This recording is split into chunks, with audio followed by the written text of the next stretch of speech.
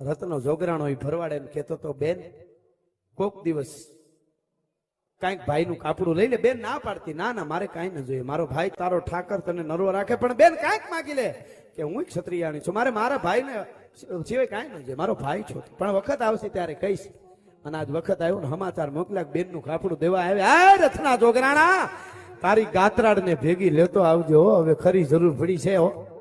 અને એમાં આ બાજુ દીવાન છે સેના લઈને ત્રાટકો વંટા પિયાવાની માથે 50 ભરવાડો ને ભેળા લઈને આવ્યો છે.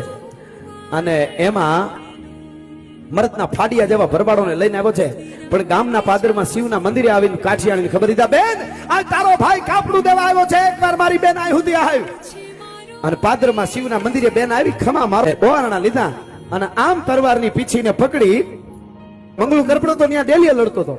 પણ એ રત્નો જોગરાણો માથું ઉતારતી વખતે બોલો, બેન